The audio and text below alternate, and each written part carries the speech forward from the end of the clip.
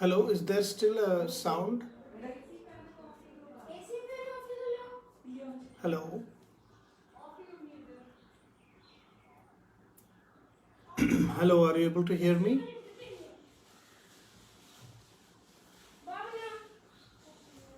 Namaste, are you able to hear me?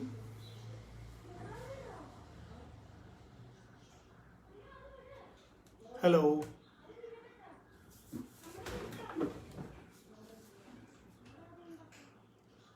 Yes, but this room is silent. Hello, hello, can you hear me? Hello?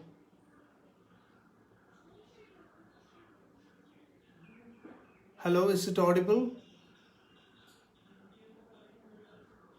Can you hear clearly? Okay, okay.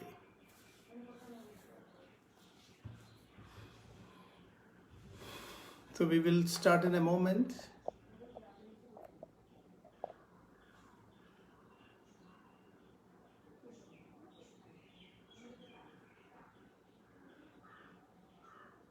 So we have a couple of minutes, so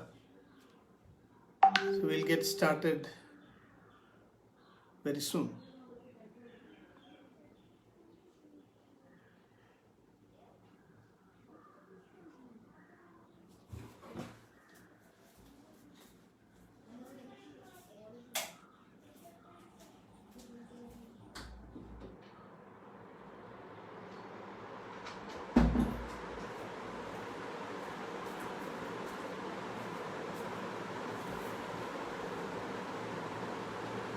Is there any disturbance now?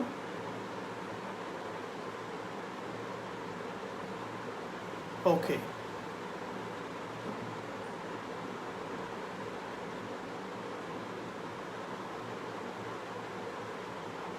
Okay.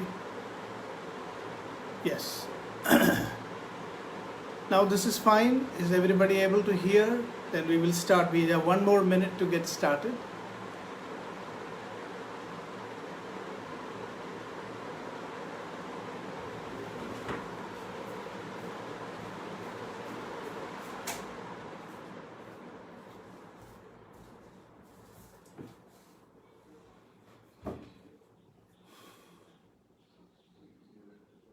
Namaste, namaste. Yes, it's a fan. It's quite warm here, so I've switched off the fan. Now, do you have any sound? Is it clear now? We are just starting. Okay. So, welcome to the webinar today. It's a great pleasure to be here with all of you and share my views on a very important topic, which is the assessment of Ama, Dosha and Sthana. Actually, we are trying to re-examine the classical methods of clinical diagnosis. So it would have been better if I could have spoken with a slide presentation, because I have to warn that our discussion today is a little bit technical, but I'll try to be as simple as possible. Of course, we have chosen a topic that we cannot discuss in 1 or 1.5 hours. It's quite an elaborate topic, and if you want to go into the granularity of the subject, it requires quite elaborate discussions. But the whole idea is to give the pitch of how we must look at classical Ayurvedic methods of diagnosis, especially at a time when today, we are facing this epidemic COVID-19, which is, a new disease, and even the modern understanding of the disease is changing day by day with the symptomatic profiles. Everything is changing. So we are confronted with this question as to how can Ayurveda assess a new disease. I think this question becomes relevant and significant like never before in today's context. So this is what I want to focus here, and we'll spend some time discussing a little bit of general concepts and then get into this methodology. So the key message that I want to convey is that Ayurveda has its own organized system of assessing any diseases, any new disease. I have seen that in the Ayurvedic community, we always have a tendency to look in our texts to identify any new diseases that manifest. So if there is AIDS coming and we say this is Rajakshma. So we have this tendency to think that whatever disease manifests in the world, it should already have been described in the classical Ayurvedic text. And I think this is limiting our freedom of thinking and limiting also the scope of Ayurveda to discover more appropriate treatments for diseases that are manifesting in our times. It is not the correct method to just go and match whatever we see in the clinic to what is written in the text, literally. The texts are telling us some principles of how we must assess diseases and how we can translate these principles, into clinical practice. So that is what I want to focus here today, and I would like to begin with a statement from Symptom Nidanam of Gananath Sen. I think in our modern times, it was Gananath Sen who really brought out this point so clearly in his work called Siddhanta Nidanam. Of course, this is not so well read or accepted by people because it is a modern, writing in Sanskrit. But the very title is very interesting. He uses the term Siddhanta Nidanam for his work. So which means that diagnosing on the basis of the Siddhantas of Ayurveda. Which means that we will be understanding new diseases without perhaps making a direct correlation with descriptions in classical texts, but still it has to be on the basis of the Siddhantas of Ayurveda. So in Siddhanta Nidanam, he gives a very nice, summing up of the situation. Dosha Dushya Gane Bhinne Sammurchana Visheshada Adrishta Desha Kaladi Parinamad Anekathaha Puranaha Praviliyante Navina Pradurasade Vibhidyande Stithaaschatha Nranam Nana Vithagadaha. So what Gananath Sen is telling us that, see, in Ayurveda the Siddhantas are stable. Dosha, Dushya, Gana. This is the same. It has not changed. The doshas, the dhatus, the ojas, everything is the same. But their sammurchanas are changing. Their sammurchanas are changing because of Adrishta Desha Kala Adi Parinama. Because the hetus are changing. The Kala, the Desha, the kind of hetus we are exposed to are changing. So although the doshas and dhatus have not changed, their sammurchanas are changing. The way they become deranged is changing because of the change in the factors, which are some are unseen and some are seen. So Puranaha Praviliyante. Some of the old diseases are not seen anymore. Navinaha Pradurasa, the new diseases are manifesting. Vibidhyande Stithaaschatha. So even the diseases which have continued, they are also presenting in different ways. So this is a big challenge that an Ayurvedic clinician faces, I think. When you see a new disease, we are struggling. Where is it described in Ayurveda, our texts? How can we find an exact match? It is not matching sometimes exactly. So how do we analyze and study a disease? This is mostly the biggest challenge as clinicians that we are facing today. We hear new names, multiple sclerosis. Is it mentioned in Ayurveda? We hear a new disease, Parkinson's. Is it mentioned in Ayurveda? So we are trying to, with great difficulty, fit it into Vada Vyadhi, and there we are not able to get a clear description. And how do we overcome this challenge? And this is exactly what people like, Gananath Sen have been trying to address. So here, Ayurveda has given us clear guidelines. What I am going to say here today is based on two principles of clinical diagnosis, so nicely elaborated by Charaka Samhita and also echoed by Vagbhada. So here is this verse which says, Vikara nama kushalo na jihriyat kadachana nahi sarva vigaranam namadosti dhruvasthiti sa eva kupito dosha samuthana visheshada sthanantarani cha prapya rogan prakurite bahum. So which means that we need not worry about disease nomenclature. What we need to always understand is the interaction between the hetu, dosha and dusha. If we understand this interaction and the outcome, how the hetus have interacted with the dosha and how the doshas have led to a specific disturbances in the dosha and how that has led to the manifestation of the disease. If we understand this, even if we do not know the name of a disease, we will find a way to manage it. So what I wanted to say is that this method of assessment is valid not just for diseases that are not mentioned in the classical Ayurvedic text. This method is valid even for diseases mentioned in the text because their presentations have changed over a long period of time. When Charaka was first writing the symptoms, many thousands of years ago, the presentations were very different, even for known diseases. So the reference which I was mentioning is from, it is there in Charaka Samhita, it is there in Ashtanga Hridayam, Sutra Sthanam. This Vikara Nama Kushalo na Jihriyat Kadachana. In Doshopakramaniyam it is mentioned. So then we come to Charaka, again very clearly telling. It's very beautiful. Charaka says the diseases in the world you can classify from Ayurvedic point of view into Ukta Vyadhis and Anukta Vyadhis. Ukta Vyadhis means it is mentioned in the textbooks. Anukta Vyadhi means not mentioned in the textbook. So a textbook like Charaka, which was written so many thousands of years ago, it is not reasonable to expect that in such a textbook all the diseases that will affect humanity has already been written. And Charaka also very clearly says that there are Anukta Vyadhis.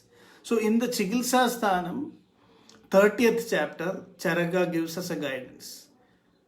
Nidana Dosha Doshyanam Viparitam Hitam Dhruvam Uktan Gadan Sarvan Samyag Yuktam Niyachari. So what he says is that if you understand the interaction of Nidana, Dosha and Dusha. Nidana means the causative factor and Dosha and Dusha are the host factors. So diseases are always caused by the interaction of the disease agents and the host factors. So if you can understand how this interaction happens and what is the outcome of that interaction, then Ukta Vyadhi and Anukta Vyadhi, both if you want to treat, you have to understand this mechanism. And today what I am going to discuss is about how we can create a structured method to do this assessment, which will enable us to better understand not only Anukta Vyadhis, but also the Ukta Vyadhis in our text. So this is a clear statement from the classical Ayurvedic texts that both Ukta Vyadhis and Anukta Vyadhis can be treated through the Siddhantas of Ayurveda. And this is why I opened our discussion today with a quotation from the book called Siddhanta Nidanam of Gananatha Sen. So the three elements that we are going to discuss is basically Ama, Dosha and Dosha, because the Nidanas are capable of creating a host-related pathological process only if it succeeds in creating Ama. So Ama is even in Agantuja Vyadhis, we can see, though Ama may not be Prabhuda, but even Agantuja Vyadhis, after a short while, it becomes Nija, means there is Dosha Lakshanas are also seen. And so even in Agantu diseases, after a point, you have to treat them as Nija Vyadhis, because no Vyadhi can develop until Dosha Dushti happens. So even in Agantuja Vyadhis, Charaka has very clearly mentioned in Jwara Nidanam, in the Nidana Sthanam, Sakinjit Kalam Agandu Kevalo Bhutva Paschad Doshair Anubhatyade. Which means that even in Agantuja disease, it remains Agandu only for a short period of time, after which doshanubandhatvam happens. So Chakrapani clearly clarifies that kinchit kalamidi stoka kalam kejit treham vandandi anya saptahamahu. So even if there is an external factor coming in and disturbing the body and creating a disease, it remains as agandu only for 3 to 7 days. Agandauhi saptahad urdhvam dosha lingani bhavandi drishta. So within 1 week, the dosha lingas are seen, and in that process, there is the formation of ama, which is something which the body is not able to assimilate. It could be due to it. It is an outcome of the interaction between the host and the causative agent. If this doesn't happen, the disease cannot progress further. So this is a very, very important thing, which even Vagbhadar says, that tejvaraha kevala purvam vyapyande anandaram malai nahi jvaronu badhnati maruta ityer vinakritaha. So this is mentioned in Dosha Sthanam of Jvara Chikilsa, that even in an Agandu Vyadhi, it remains Agandu. Like suppose you are having a wound. You know that that wound is not immediately showing any signs of any dosha kopa. It is having only vyatha. So any disease which manifests with a vyatha or a pain, which is hedu vyanjagam, not dosha vyanjagam. Hedu vyanjagam means it reflects the hetu. So lakshanas can be of 2 types, hedu vyanjaga lakshanas and dosha vyanjaga lakshanas. In Agandu stage, only hedu vyanjaga lakshanas will be seen. But in Nija stage, dosha vyanjaga lakshanas will be seen. So with the example of a wound, I can clarify this. If you have a wound in your system and if your doshas are stable, dhatus are stable, for example, if you do not have prameha or such other disease, then within 3 to 7 days, that wound will heal. It doesn't become a Nija Vyadhi. There are no dosha lakshanas seen. It slowly heals and the skin is closed, and that's the end of it. But if that wound leads to dosha vaishagya, then you can see that it will not heal within this period of 3 to 7 days. It will continue. It will become suppurated, and then you will begin to see all the signs of the dosha kopa. So what I wanted to say is that whether it is Nija or whether it is Agandu, the situation is the same. If we do not understand the Siddhantas of Ayurveda, we will not be able to assess it clinically or treat it, based on the principles of Ayurveda. So this is what Charaka clearly says, that Nidana Dosha Visheshebhyo Vikara Vikhada Bhava Bhava Pradivisheshaha Bhavati. So by the interaction of Nidana, Dosha and Dosha, there is if they are contradicting each other, then the disease will not manifest. If they are supporting each other, then the disease will manifest. This is exactly what we are seeing even today in the COVID-like situation, that some people are totally asymptomatic. The disease never progresses from Agandu to Nija stage. In some patients, it's pre-symptomatic, means there is a short period of asymptomatic stage, and then the symptoms develop.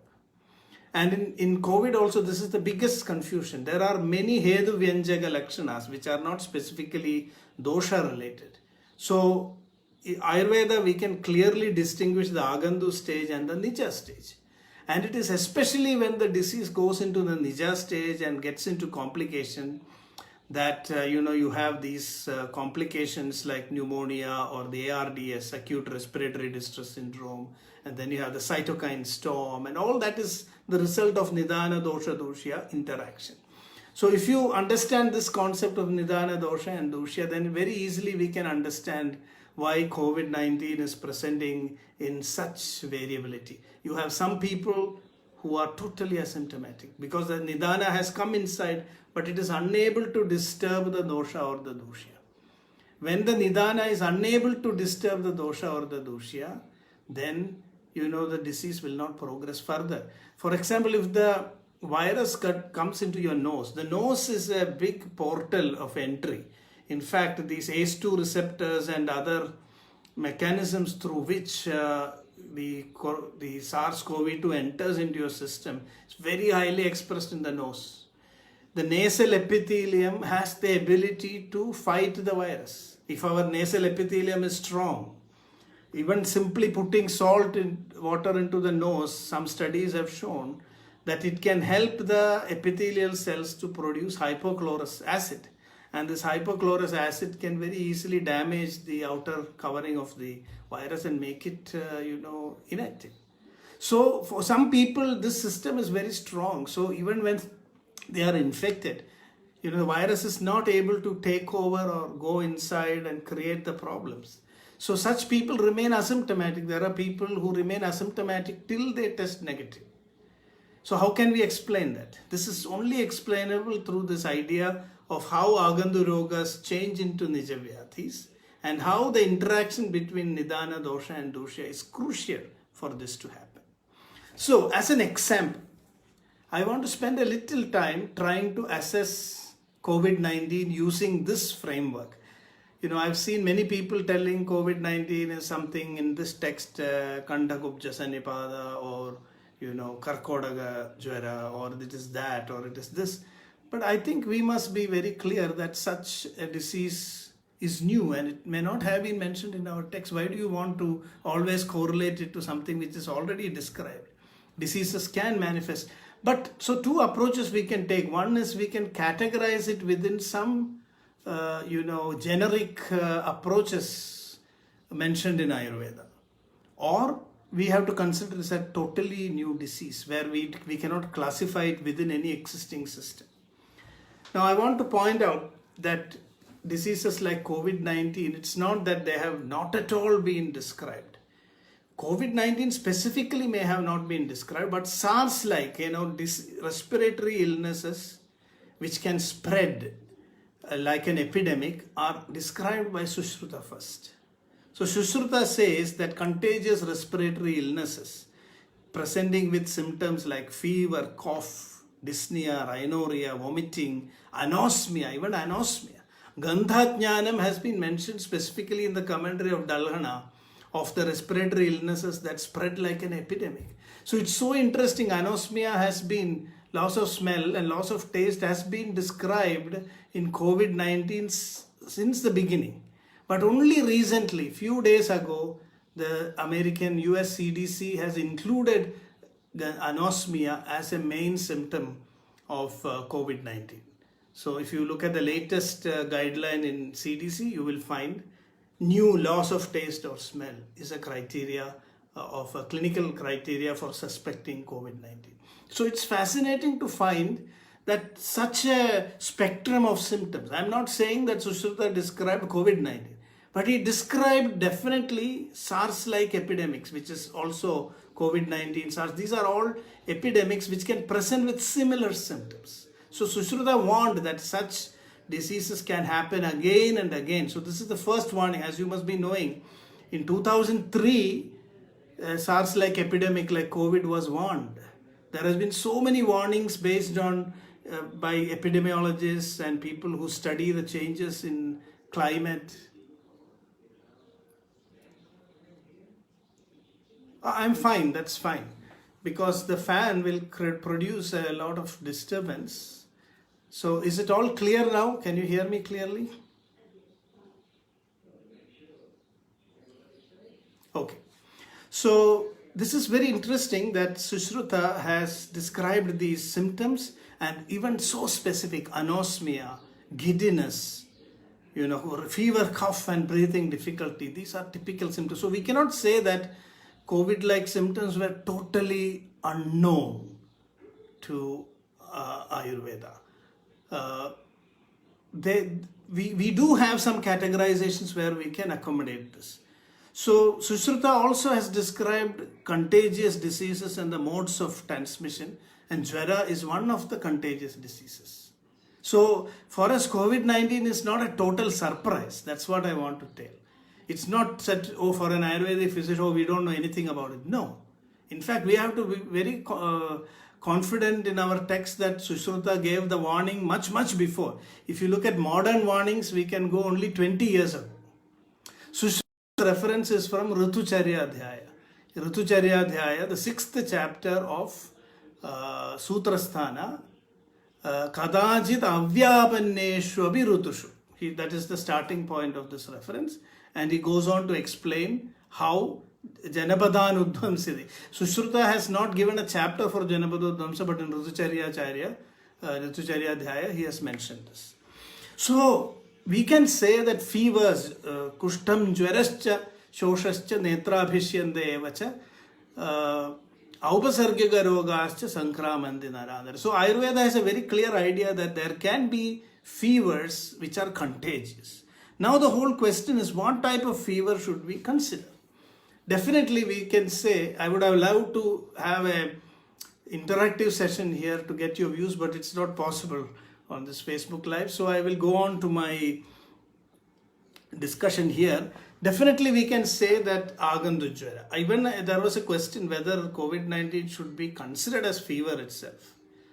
So this is a bit debatable, but if you look at all the documentation, 89 to 99% of patients do get fever. Even if they may not present with it in the beginning, later it does develop. So fever is the most common symptom.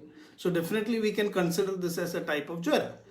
In some phases it is not there. This could be the Purva Rupa of the disease, not another variation. So in mild stages there may not be jwara. So this kind of documentation has not happened because allopathic doctors are not looking at the minute symptoms. If we start studying COVID-19 patients more clearly, we will be able to distinguish the Agandu phase, the Purva Rupa phase, and then the full-blown Rupa phase. So within Agandu Jwara, where should we look at? Because Agandu, Abhikhada, Abhishanga, Shapa, Abhijarata. So different types of Agandus are there.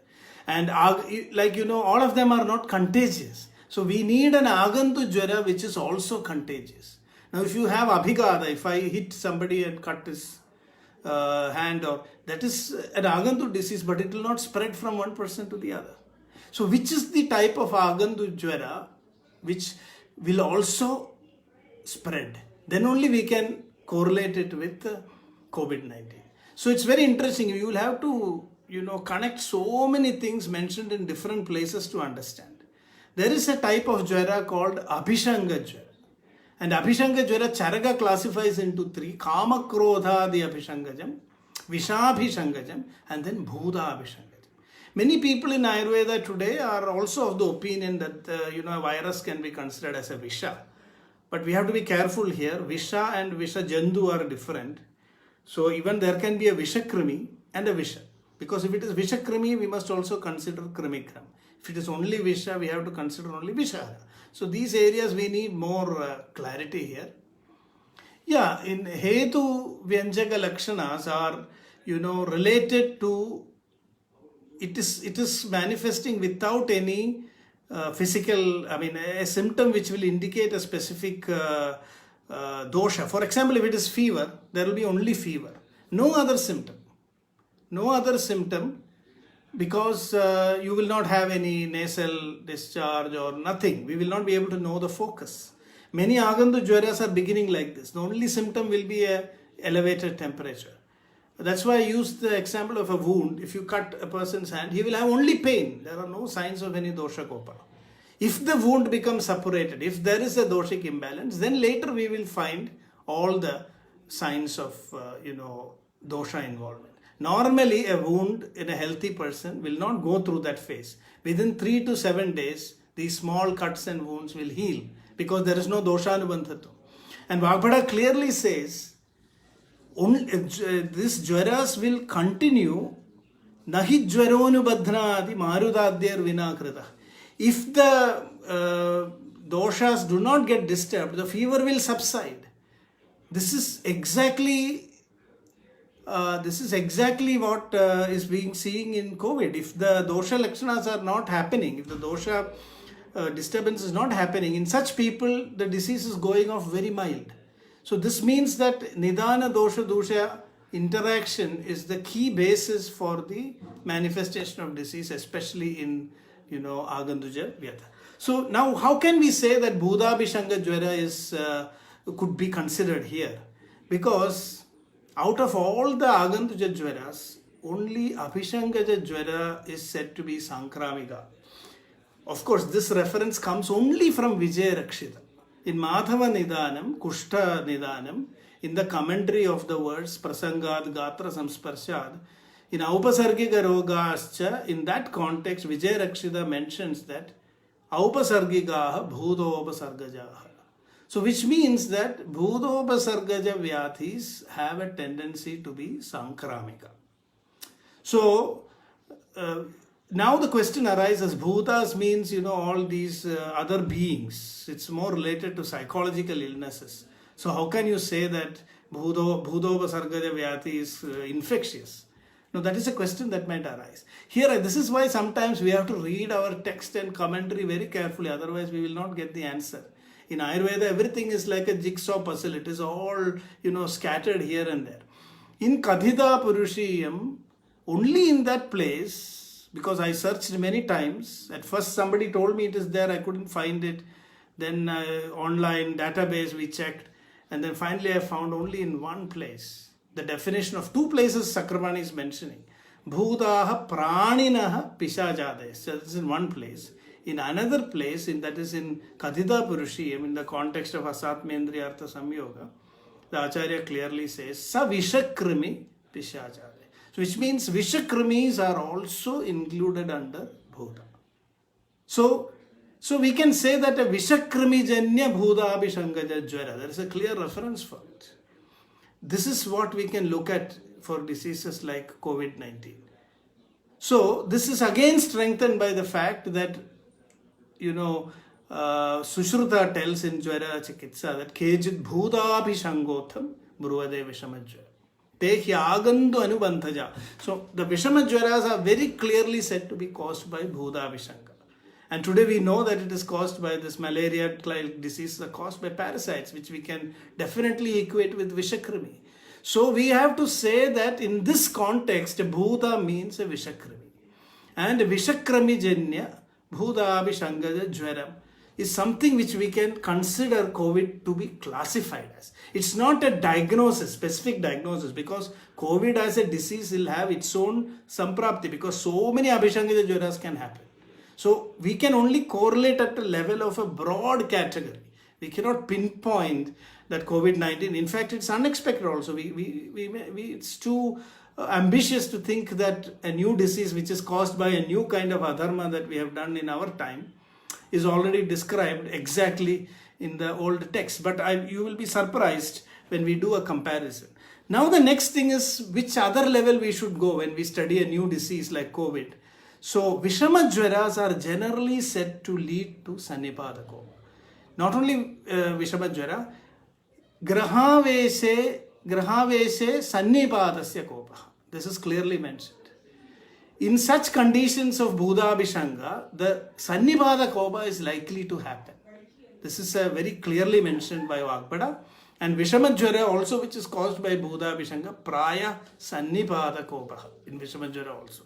So these are the criteria with which we see now that from Sushruta itself, these SARS-like epidemics have been predicted. Even symptoms have been mentioned almost similarly. So you can see how powerful our text is when it is coming to understand a new disease. So much of guidance has been given, so comprehensively. Even specific symptoms like Gandhajnana or anosmia, which was ignored by modern doctors, is now become a key symptom. And we should be proud to say that such an observation was made many thousands of years ago in Dalhana.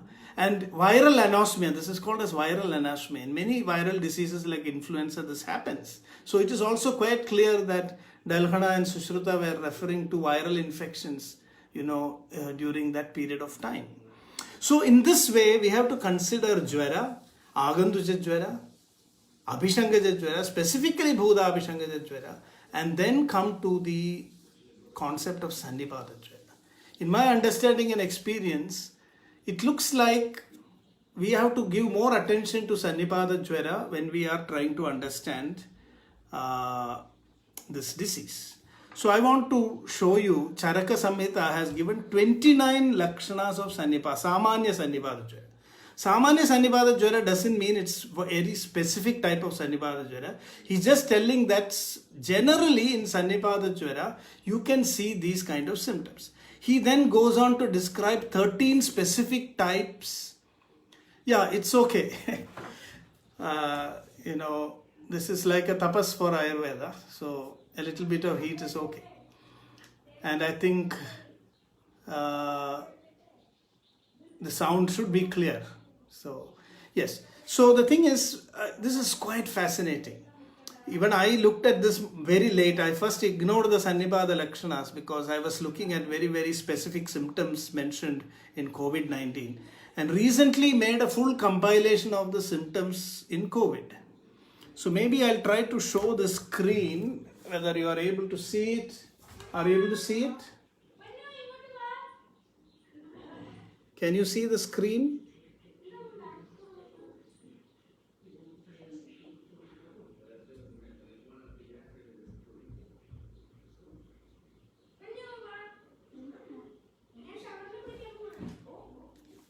Oh no, okay, I just tried to, display the screen instead of my face. Anyway, I will read it out. So this is where a PowerPoint would have helped. There are 29, okay, yes, because it's a mirror image. Okay, that's okay. So there are 29 Lakshanas mentioned for Sannibada Jwara in Samanya Lakshanas of Sannibada Jwara. And can you guess, about 25 of these Lakshanas are seen in COVID-19. 25 of the 29 Samanya Lakshanas of Sannibada Jwara are seen in COVID-19. Yes, I know, I am sorry, I cannot do anything about the reverse image because, Facebook Live is taking the image.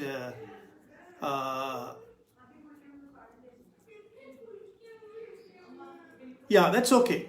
So, maybe I can even share this later. So, but 29 Lakshanas, out of 25 out of these 29 Lakshanas are seen in different stages of COVID-19. So the Sannibada Kopa is so evident. Like Jwara, of course it's seen, very common. Chane Daha Chane Sheetam. This is not seen as such. See, somebody asked a question, so I'm just trying to answer. The nasal epithelial cells are expressing the receptors very highly, which are very helpful for the coronavirus to enter and multiply and enter into the system. So if the nasal epithelium is strong, nasal epithelium has the ability to launch the first fight against the virus. As I told you, it can, if you have some salt in the vicinity, they will produce hypochlorous acid and they can damage the outer linings. So some people seem to be able to do this strongly. Their virus is not entering into the system and creating problems. So unless they are expressing very well in the nasal region, they may not be able to gather the quorum to actually get inside and go deeper into the system. So for this reason, that's a good idea. Gaurang Joshi has given me a good suggestion. Let me just try that. Are you able to see now?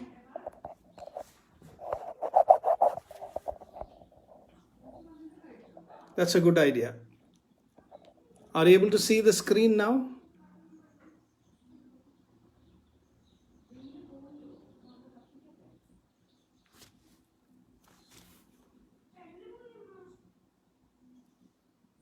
Yes. So you can see here there are 10 symptoms in this slide. So Asti Sandhi Ruja, pain in bones and joints, this is sometimes seen. Shiro Ruja is sometimes seen. Sasrave Kalushe Rekte Cha Darshane, the pink eye is now listed as a symptom of COVID-19. Nirbhugne Darshane, there are some papers which are saying that patients are gazing, their eyes are going in a different direction. Kantha Shukayari Vachita, this is sore throat. Tandra, fatigue. Moha, confusion. This is seen, I'll just show you some references. Pralapa or delirium is seen in COVID-19 patients. Kasaha is seen, Shwasa is seen, Aruchi is seen, Brahma is seen, Paridagdha, Kharasparsha, Jihva. Many people have presented with thrush. So this is also a symptom which is seen. Srastangada param, this is not so much reported. Shtivanam rektapittasya gabhen unmishradasya cha. So hemoptysis is listed. You go to CDC website and you can see under the symptoms of COVID-19, rektapittasya shtivanam is also mentioned. Then shiraso lodhanam. In some people there are seizures. The head shaking, this is seen. So this has been described. Trishna or dehydration, this is also a sign. Nidranasha, insomnia, sleep disturbances have been reported. Hridivyatha, affliction of the heart, this is a problem. A lot of people are getting heart problems as a complication of COVID. Of course, it's not very common, but it is present. Sweda Putra Purishanam Chirat Darshana Malpasha, reduced sweating, output of urine reduction is seen sometimes. People are also reporting kidney problem. So in Sannipada, it's so interesting that the Samanya Lakshanas of Sannipada, Acharya is telling the possibilities of the derangement that can happen in Sannipada Jwara. Krishatvam Nati Gatranam has not been reported. Pratatam Kantha Gojanam. Abnormal breath sounds. I will show you a paper which reports this abnormal breath sounds. Kothanam, Shyavaraktanam, Mandalanam Chadarshanam. Skin eruptions. This has also been reported. I have papers which reports skin eruptions in people. And now you know the COVID toe. In the lower limbs you can see reddish discoloration. Mukatvam, loss of speech. There was one paper in which a patient was reported to have mukatvam. Srotasam pakaha, inflammation of nasopharynx, oropharynx and respiratory passage, especially in the stage of cytokine storm, the srotases in the uras, they are undergoing paka. Gurutvam udarasya has not been reported, but chirad pakascha doshanam, delay in dosha paka, especially in severe and critical cases, this is seen. So you can see that out of the 29 So, were you all able to see this? Out of the 29 features of Sannipada Jwara, at least 25 are seen in COVID-19. In a moment, I will also show you some of the papers. So, it will be very interesting if you also look up the net and look at symptomatology of COVID-19. You can see many papers that are supporting these things. So, here are they. I will just show them to you now. So here is a paper which is talking about Kantha Kojanam.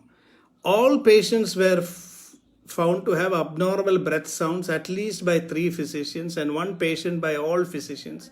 Cackles, asymmetrical voice resonance and indistinguishable murmurs are the most common abnormal breath sounds.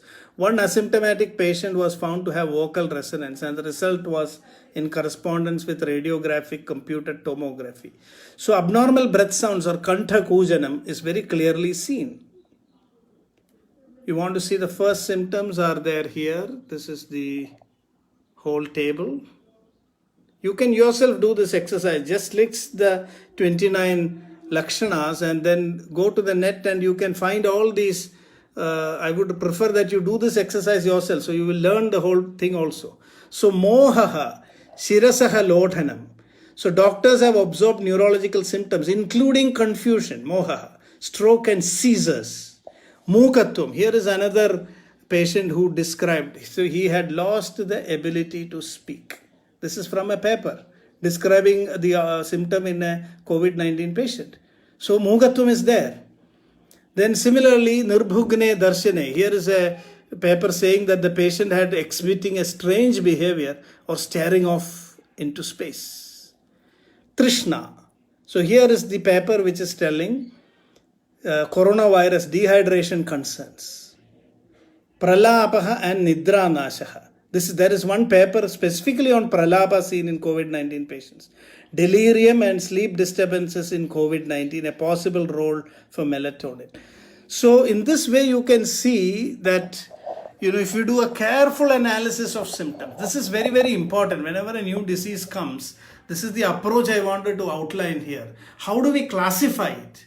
Ayurveda has a classification system already, because that is what Charaka says. We have given you the methodology to study a new disease. If you follow that don't expect to get one name for each other. What is COVID-19 in Ayurveda? Is there a name like Covid-Ajvara? Or no, that is not the whole question here. If we look at the principles, we are definitely able to, make a correlation, and we will be able to understand the disease in a meaningful way. So what do we understand here from this preliminary analysis? I just wanted to show as an example, even a new disease like COVID-19, we found that from Sushruta, it's a prediction of this epidemic. It's very interesting. Many measures have been mentioned. Now, social distancing, Sushruta has clearly told Prasangad Gatra Samsparshat.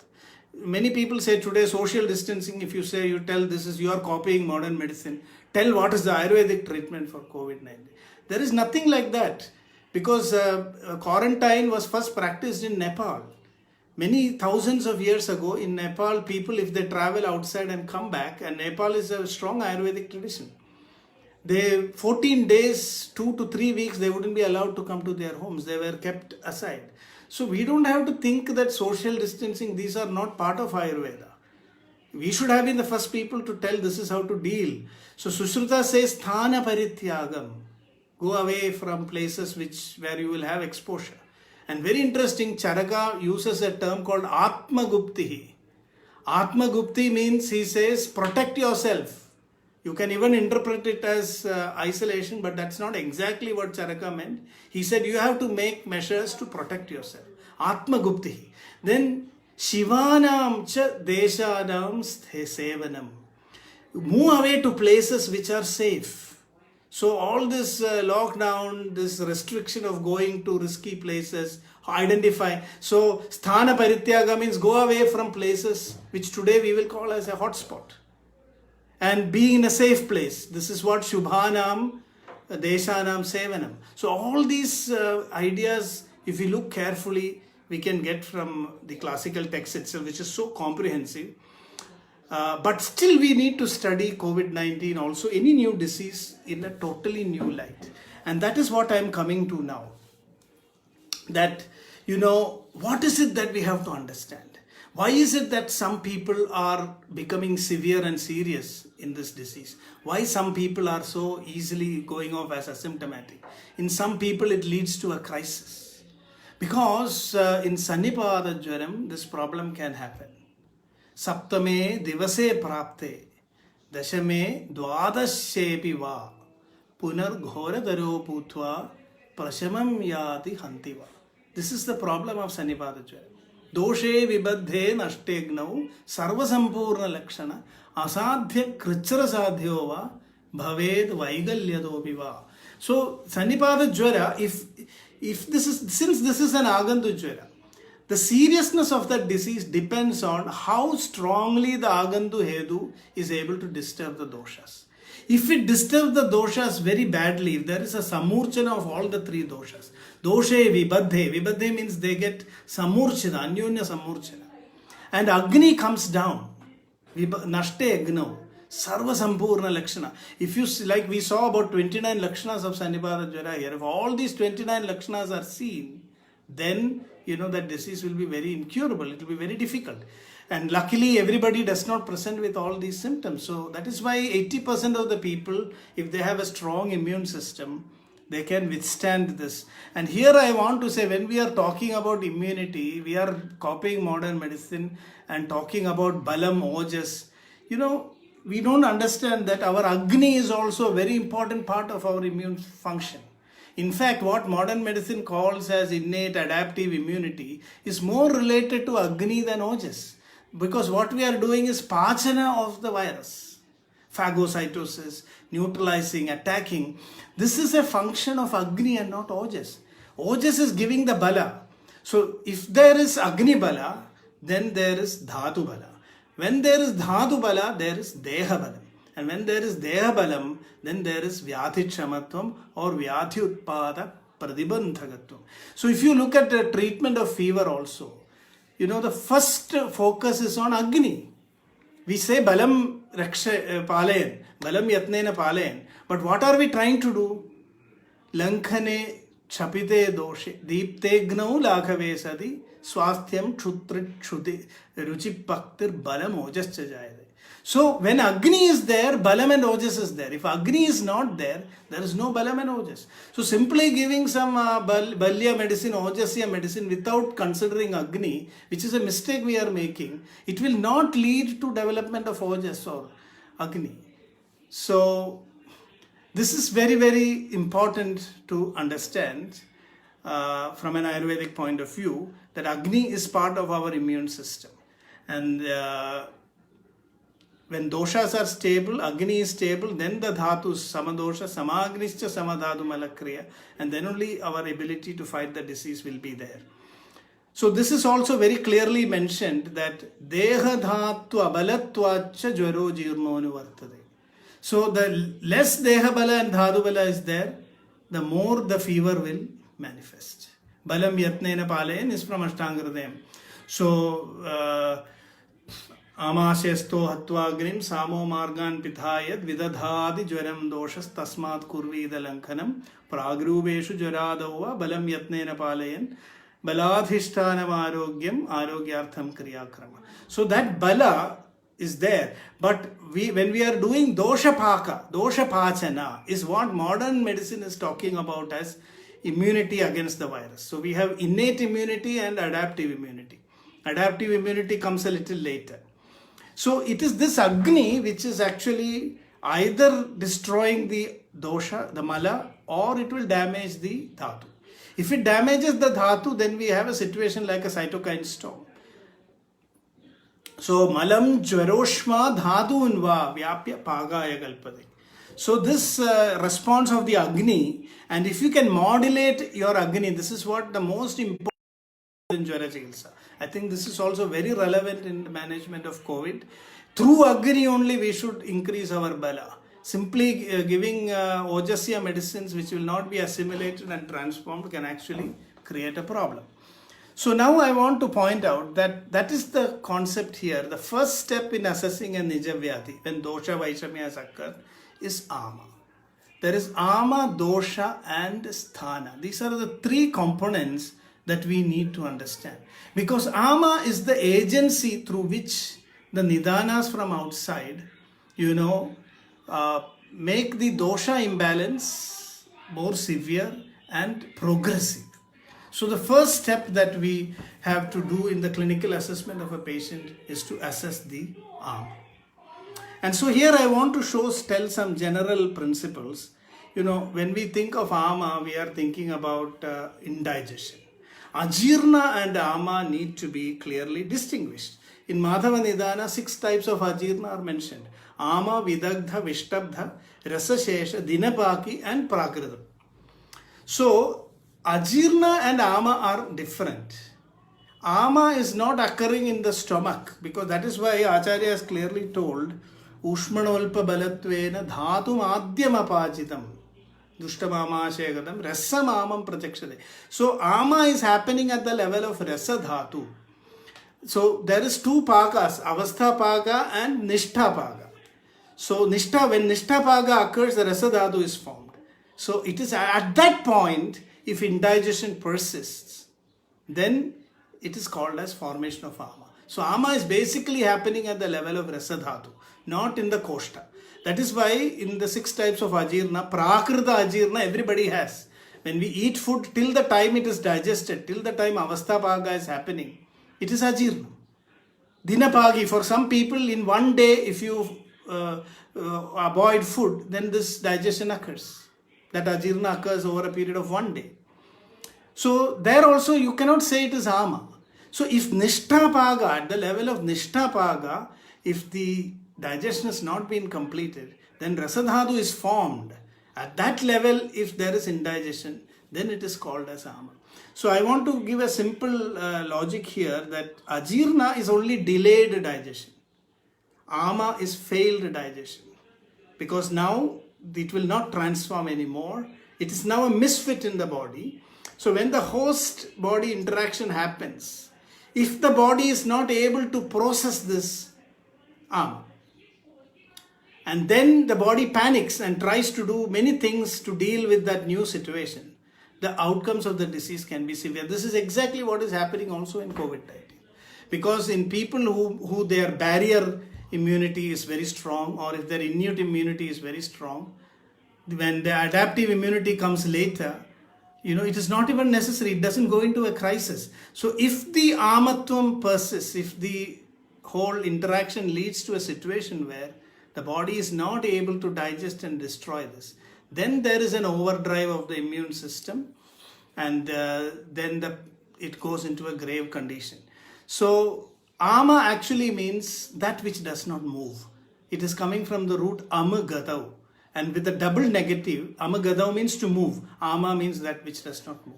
So ama is that which is stopping in the transformation, and which cannot be either accepted by the body, or body is not able to remove it either. Because if it becomes mala, the body can remove it. This is neither mala nor this is dhatu. And that is what is ama. Now what I want to say is that in our clinical practice, it's very, very important for us to classify ama. I am cutting short a lot of introduction because we don't have much time, but I want to just start our thinking in this direction. Please remember that rasa dhatu is actually the key thing in disease causation. Doshaha dushtaha rasaihi dhatun dushayandi ubhaye malan. I hope you have heard this sloka. This is in Sutra Sthana itself, in the first chapter itself of Sutra Sthana. Acharya has told this very clearly. Doshaha dushtaha, when dosha dushti occurs, how does it damage the rest of the body? Through the rasa dhatu, rasaihi dushyan dushayandi. Which means that the doshas create the ama in rasa dhatu. And it is through the rasa dhatu that the ama is moving around in the body and producing the pathologies. It is creating encounters in different sites of the body, and wherever there is a crisis develops, there the disease manifests. So for this reason it is called pradirogam idi kruddhaha rogadhishtana gaminehi rasayanihi prapadyashu dosha dehe vikurvade. It is through the rasayanis that the doshas are spreading and creating this problem. So the involvement of rasa dhatu in ama is extremely, extremely important. So rasa shuddhi is what we need to do in such conditions. And it is also important to understand that in Ayurveda, it is not blood circulation, it is circulation of rasa dhatu. Wherever you have seen circulation mentioned, it is not rakta. Vyanena rasadhaturhi vikshepojita karmana yugapat sarvadojasram dehe vikshipyade sada. Even Bhela says hrudo reso nisaradi tasmade disa sarvada. So we don't have to again say that in Ayurveda whether circulation, the whole concept is different. Ayurveda is not compartmentalized. For example, in Ayurveda, the circulation of all fluids in the body is the circulation. So we talked about Shakha Koshta Gadi. So many people say that in Ayurveda the return circulation has not been described. It is only one way. Vyanena rasadadurhi. It is just spreading out. Where is it coming back? So this concept on correlation is what is actually creating problem for us. The mutual circulation from the Koshta to the Shakha and back from Shakha to the Koshta is clearly described.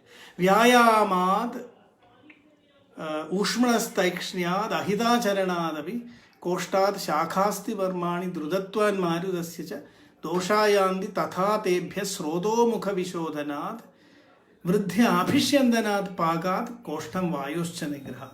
So this is so clearly explained that the Koshta Shakha Gadi is very important. Drudatvad Marudasya, which means when the Maruta is very active, which is related to circulation, there is a movement out from the center, from the Koshta to the periphery.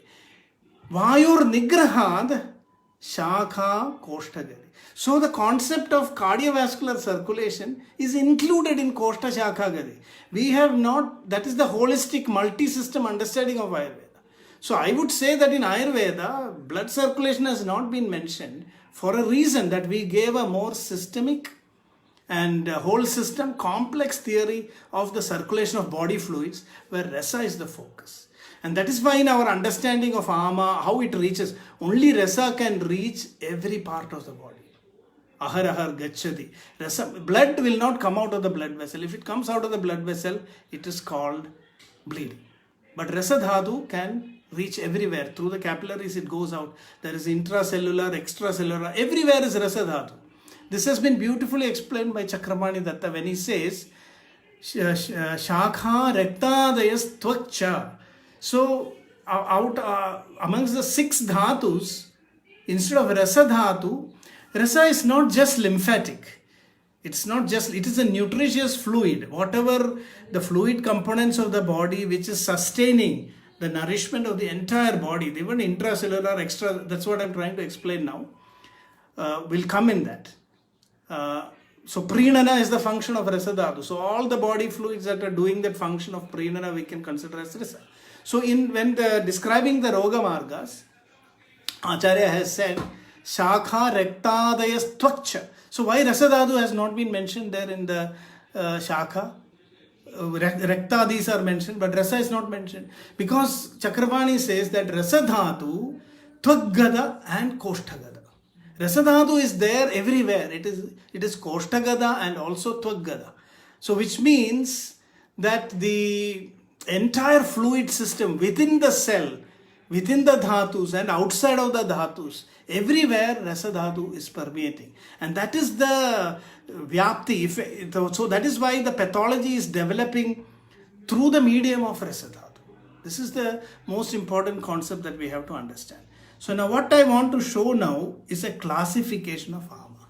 And here I will show a slide which will help you to understand the classification. Are you able to see this diagram? So Ama is classified based on quantity, on quality, and on the basis of its location. This assessment is crucial for us to arrive at a therapeutic decision. Because the first therapeutic decision that we are taking is, whether we should do Shodhana or Shamana, whether we should do Lankhana or Brahmana. This is based on Ama assessment.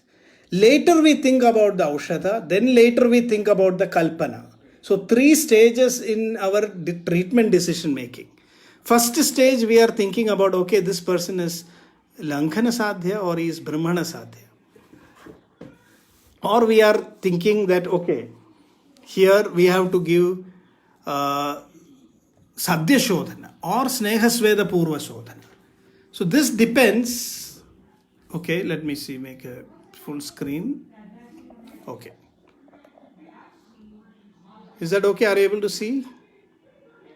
So, Ama could be Alpa, Madhya or Bahu from the point of view of quantity. And it is Chala, Alina, Achala, Lina, Alina or Lina, depending on its quality. And then where is it present? Is it in the Koshta? Or is it between the Srotas and Koshta? Or is it between Srotas and Dhatu? Or inside the Dhatu? This is very important to understand because Ayurveda clearly says Linan Dhatushwanut Sarvadeha Pravisrudan. So that whether it is all present everywhere in the body. Linan Dhatushwanut Klishtan. When they are in Phalad Amad Rasaniva, you cannot remove an Ama from the system if it is in a Lina stage. So when dosha is in Lina stage, we cannot do Shodhana at all. So this is a very, very important assessment that we have to say that, plasma therapy, Rasadhatu, I am not going into that discussion now. Maybe if we have time, we'll come back to that later. So let's... okay, so we will try to continue till we complete the basic concepts. So now here what I wanted to tell you is that Alpa Ama generally requires only simple Lankhana. We don't need to do big treatments. This is a very, very important concept that we have to actually think about in our treatment. When a patient comes, what medicine how strong should be the treatment? Should everybody undergo Panchakarma? How will you decide a patient can be treated in an OPD basis or they have to be admitted? So this classification will tell you very clearly whether patient can be ambulant, go home and come, or whether they need admission, whether they need Panchakarma or a strong method of Shodhana. This can be very, very clearly understood by this classification. So ama is alpa. See, all this is described in Matra Siddhyam. That is why Sutra Sthana is so important to study. It is not mentioned in Chikitsa, it is mentioned in Sutra Sthana, Matra Siddhyam, which we may ignore. This whole concept of ama classification is there. So alpe lankhanam, madhye lankhana pajanam, we can do pajana shodhana, we don't still need panchakarma. In Bahudosha, definitely we need panchakarma. Here Bahudosha means malatvam, amatvam. It is a mixture of dosha and ama that we are calling here as dosha. So that has been clarified by commentators in many places. When they say kupita malaha, it means with tama. The doshas are with tama. They are no longer supporting the body. So bahudoshasya lingani tasmai samshodhanam hitam. So now just imagine in a clinic you are having an argument with your another doctor. One person says we need panchakarma. If you are the owner of the clinic, you may want to do panchakarma for all the patients because you want more patients in your hospital. But that is not the criteria we are talking about here. Here the criteria is whether the patient really needs panchakarma. Unless there is bahudoshatvam, there is no need to do panchakarma. This is very... So many people today come and say, I want panchakarma. It is becoming a fashion. Doing panchakarma unless there is bahudoshatvam is not going to be of much benefit. Similarly, even in a bahudosha, if the dosha is leena, there is no point in doing panchakarma. We have heard of sadhya shodhana, sadhyo vamana. When that can be done? When dosha is in chalavastha. Chalavastha means swayam utklishtaha, tatrotkrishte, samutklishte, kaphapraye, chale male. So in that condition, vamanam vamanarhasya shastam. Without doing any sneha sweda, if dosha is chala, you can immediately give shodhana. But if dosha is leena, without doing sneha svedana, if you do vamana, it's going to harm the body. It will be of no benefit. So it's so important to understand this classification of leenatvam, leenatvam, alina achalavastha and chalavastha. I will briefly explain what it is. In leena stage, the disease is usually silent. Today we are having a lifestyle where we are making doshas leena. And diseases which are caused by leena dosha are widespread. So two diseases which are the number one killers in the world. First, killer number one, killer number two is heart disease and cancer. Both are caused by leena dosha. Leena dosha means, so in leena dosha, the many questions are coming. I will try to answer them because now I would like to, first of all, it will be good to address questions at the end. So now I will just complete this. So, in Staulya, basically just to quickly give an address, in Staulya Shodhana is difficult because Medo Dhatu is involved. In Staulyam, Pachana of the Medo Dhatu is the key treatment. Shodhana is Nishiddha in that early stage. We'll come back to that. So, if their dosha is leena, the disease will be silent. And two diseases which are caused by leena dosha and which is very common in today's society is cancer and heart disease. Cancer and heart disease.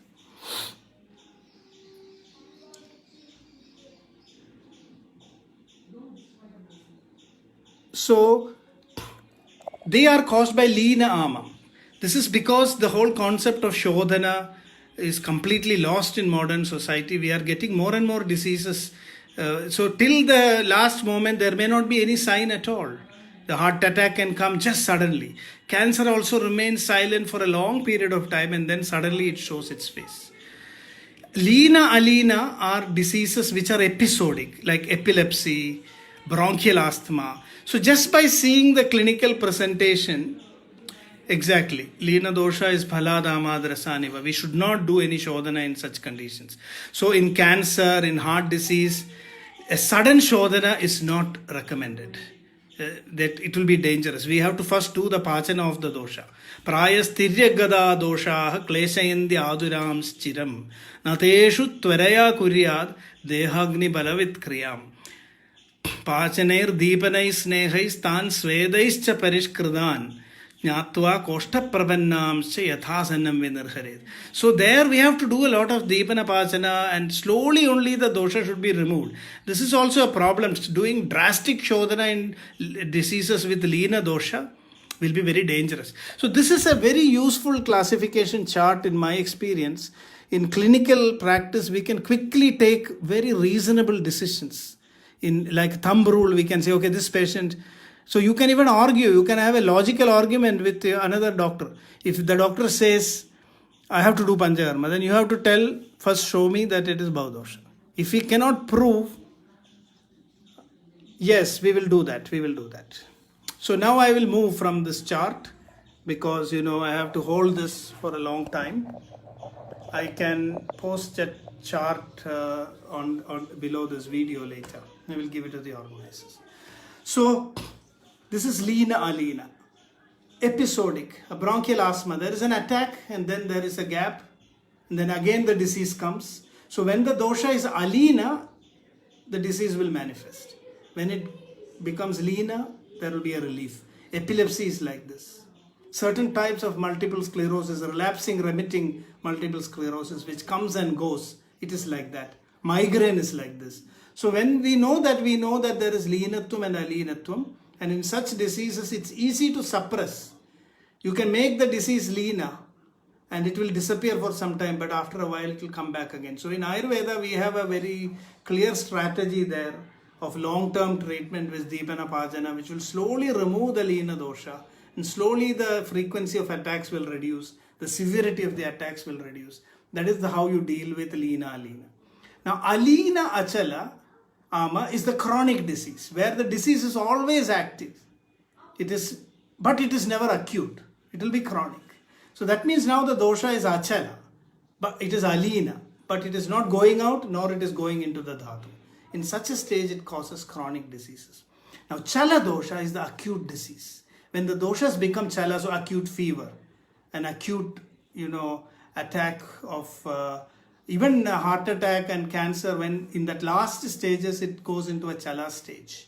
Diarrhea, vomiting, these are all conditions of Chala doshatum. That's why Vagpada also very clearly told Tatrotkrishte, Samutklishte, when Utkrishtatvam, Samutklishtatvam and Chalatvam of the dosha. And that Chalatvam of the dosha is what? So when there is such a condition of Chalatvam, that is where you can do Asnehasveda Purvaga Shodhana. Whenever the dosha is having Swayam Utklesha, whenever the dosha is manifesting, without any leenatvam, there you can directly use Shodhana.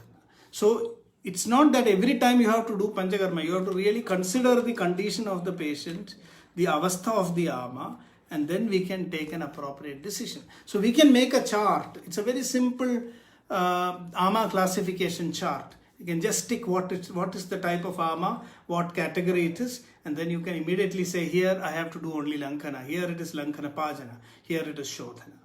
Then I can say I have to do Pachana first, Deepana Pachana first, and then Shodhana, or I must do Snehasveda and then Shodhana.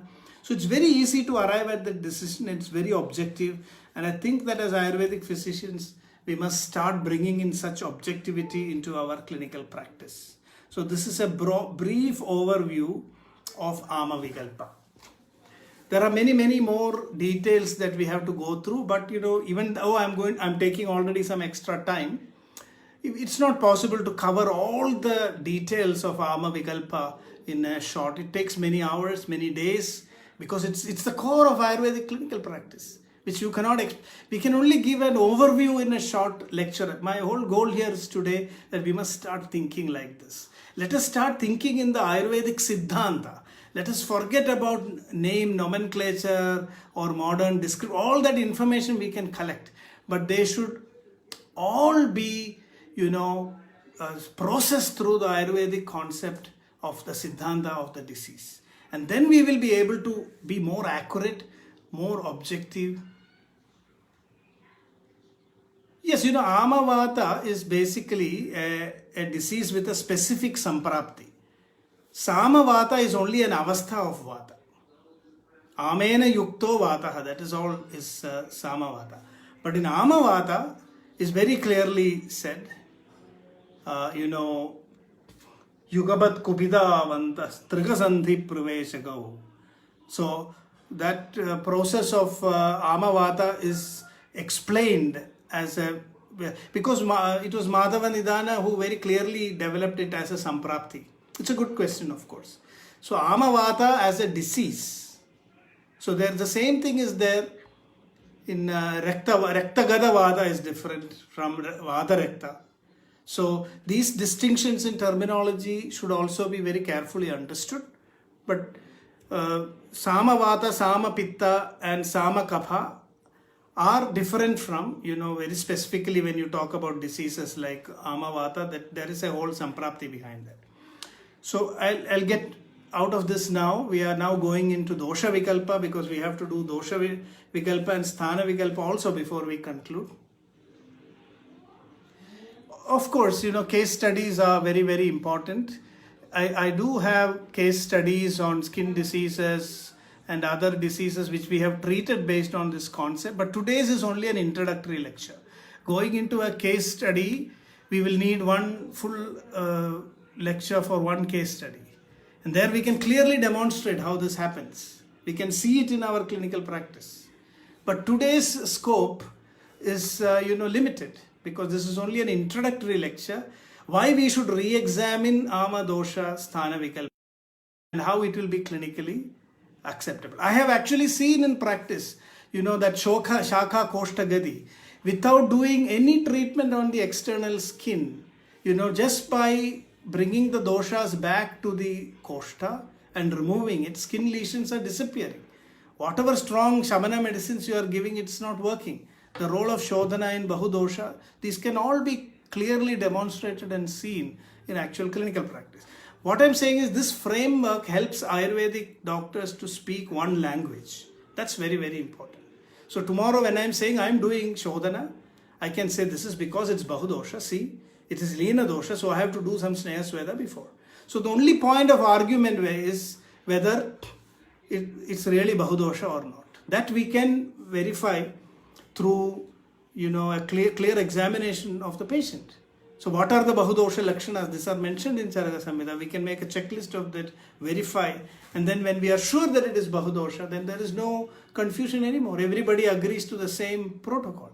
That kind of a common language, it's time we created that.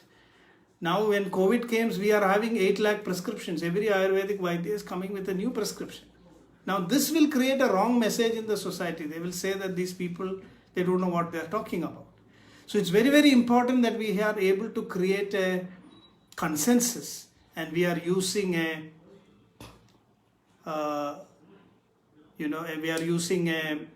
framework to have a common language.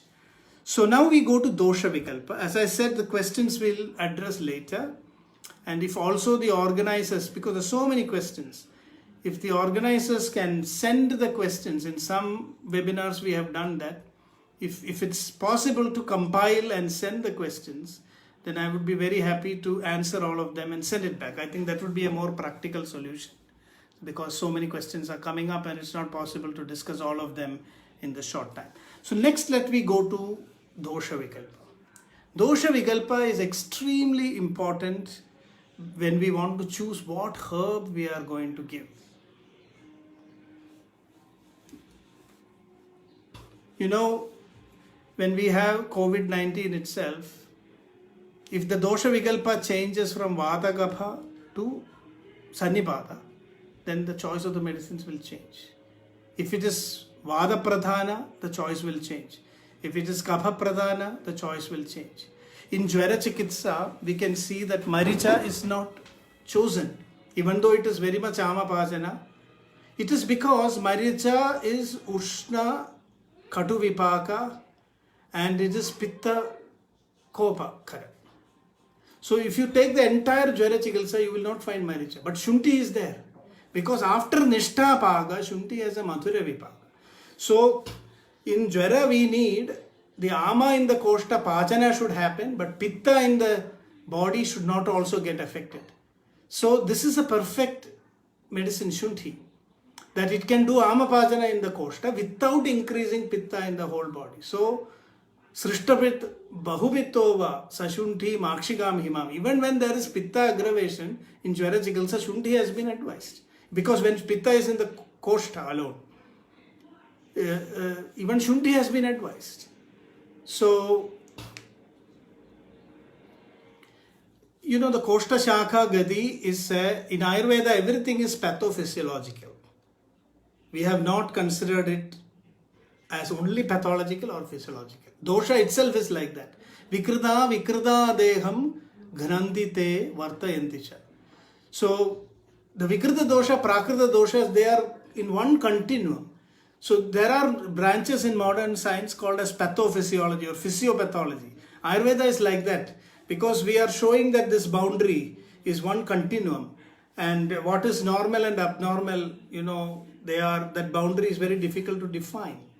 And so all of our concepts, Shakha, Koshta, Gadi, is referring to pathology and also physiology.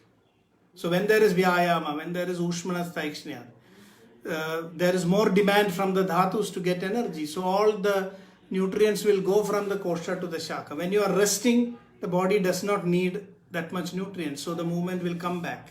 So this is a very complex modeling of the body, where pathology and physiology has been linked in one complex model.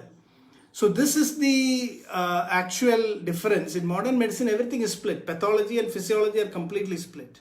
Circulation, respiration, everything is split up and described. So this idea we must clearly understand. Ayurvedic modeling is different. It's a complex modeling of the body, multi-dimensional. Okay, I was tempted to answer that question because I saw that. As I said, if these questions can be compiled, then I would be happy to answer them, type out my responses. Not that I know all the answers, but this is Ayur Chintanam. We have to start churning and thinking. So all your provoking questions, I would very much like to address that, because it can also increase my knowledge and thought process. So I would very much look forward to taking every question seriously and trying my best to respond. And even though I may not be able to answer all of them. Now, so dosha vikalpa this is the thing, like a drug choice has to be very, very specific, keeping the real dosha vikalpa in mind. So when you see Shadangam Kashayam, that is why when Pitta is very much aggravated, Nishunthi Shadangam, that Shunthi is removed from the Shadanga Paniyam and then it is given. So in this way, every single formulation that we are creating, we are modifying based on the specific dosha. Now if you take Guduchi is a very unique herb which is Vata Gabharam and Rekta Vitta Prashavanam at the same time, which is why it is so good for diseases like Vata Rekta, where on the one hand we have Vata Gabha involvement, on the other hand Rekta Pitta is also there. Very few medicines can address both.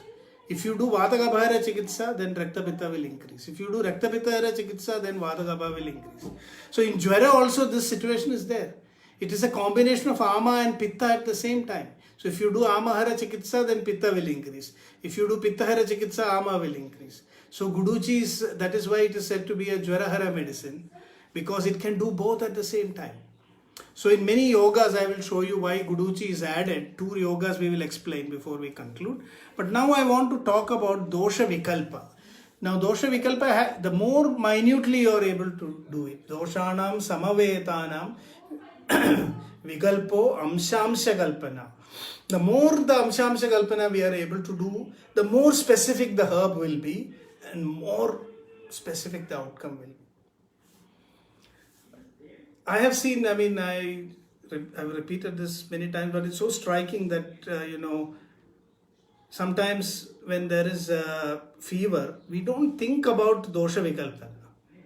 So in a case of fever, I had experience myself where it's just fever, we are not able to find a clear focus. We give other medicines like Amrita, Arishtam, Sudarshanam, which we commonly do for fevers without doing dosha vikalpa. In some fevers, it is not working. And we may blame the Ayurvedic medicine. Now, what is to be blamed is we have not done the true dosha vikalpa. So, especially a Vata Pitta Jwaram, in which Jrimbhadi Vaktvam Chalat Sapittat. So, I actually gave in one case, after trying other medicines, suddenly seeing this symptom of pralapa, means ativaktam, I actually immediately struck me that this could be a vata pitta jvara, and then giving drakshadi kashayam, in 2 doses the fever just subsided. So Kshipram jvaram apohati. It is very wrong to say that Ayurveda is always slow. What is slow is our mind. We are not doing dosha vikalpa accurately. When our dosha vikalpa is not accurate, then the medicine works very slowly. The more accurate your dosha vikalpa is, the more you pinpoint the specific medicine, which is why in diseases like COVID-19, we need to study the patient, do the dosha vikalpa minutely. And that is why Dalhana says Sannipada jvaras are anantyatvad. We are only giving the general lakshanas. Case by case you must do the vikalpa. Charaka gives 13 Sannipada jvaras and telling you how you can do the dosha vikalpa between these Sannipada jvaras. The problem is, when you see dosha vikalpa, the biggest challenge is there is prakriti sama samavayatvam and vikriti vishama samavayatvam. So when from the lakshanas you can understand the dosha, it is called prakriti sama samavaya. When you cannot understand the dosha dosha from the lakshanas, it is called vikriti vishama samavaya. There only by doing upasaya anupasaya you can understand dosha vikalpa. So suppose I am seeing a patient with kapha lakshanas and I am saying that this is kapha and I am giving treatment for kapha, it is not working. So lakshanas are not reflecting the actual samprapti. So in such cases we must understand that it is vikriti vishama samavaya. And here Ayurveda this is the clinical trial in Ayurveda. When do we have to do a clinical trial? When we are having this difficulty in distinguishing between prakriti sama samavaya rabdha lakshanas and vikriti vishama samavaya rabdha lakshanas, only by doing upasaya anupasaya. So that is why in Sannipada jvara our acharyas have mentioned examples of only the vikriti vishama samavaya rabdha lakshanas. So they say prakriti vishama samavaya you can easily understand. Always our first hypothesis is that it is prakriti sama samavaya. When I see vata lakshanas, it is vata. When I see pitta lakshanas, it is pitta. When I see a mixture of vata and pitta, it is vata pitta. But it is not like that. Sometimes you see lakshanas which were confusing. And this is the biggest challenge clinically. And that is why dosha vikalpa has to be done very carefully. First of all, we must know whether it is eka dosha, whether it is dvidosha, whether it is tridosha, sannipada or samsarga or eka dosha. Because based on this, the drug choices will be very, very different. Because if it is eka doshaja, it's more easy to treat because you will not disturb the other doshas. If it is dvidoshaja, you have 2 people to handle. You can imagine if you have 1 wife, it's easy. If you have 2 wives, little difficult. If it is 3, then it is a mess. It's like Sannipada Kopa. So all the 3 to keep specifying is very, very difficult. So Sannipada is kricharam. Because if you work on one dosha, the other dosha will get disturbed. If you work on that, the other dosha will get disturbed. So mrityuna saha yodhavyam sannipadam chikitsada. That is why Sannipada diseases are very difficult to manage. So the dosha vikalpa is like this. Today I want to show the importance of some dvidosha vikalpas. Vata pitta kapha eka dosha predominance we don't see commonly today because our nidanas have become so complex. See, in those days, in ritus, when vata increases, people will get vata vyadhi, vata related diseases. When kapha increases, in those days only eka dosha kopa were more common. Today, every day we are exposing to sannipada hetus. We are now so advanced that we have developed methodologies to disturb all the 3 doshas at the same time. This was not possible in Charaka's time. I think if Charaka, Vagbhad and all come today, they will be shocked. Oh, these people are so experts in making Sannipada Kopa.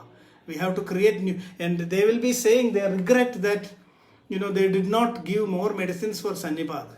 In those days, they thought that only in rare cases it will happen. Okay, there is a question about Vikriti Vishama. So I will just quote a shloka from... So some of the questions which I am noticing, I am just answering just like that. So I will quote the slokas in Sannipada Jwara. So there are some lakshanas here where the Sannipada Jwara is confusing.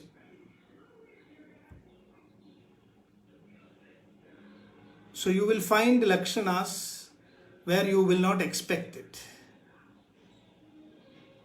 So here is this.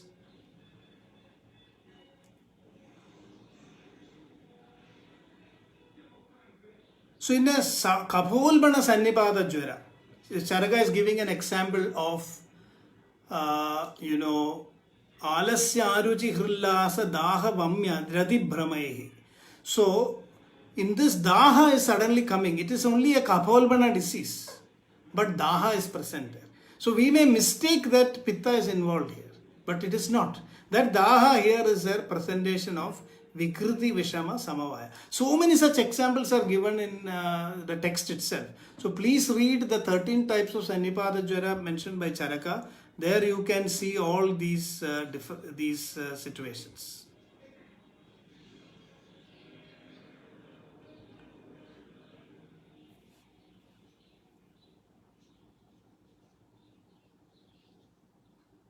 So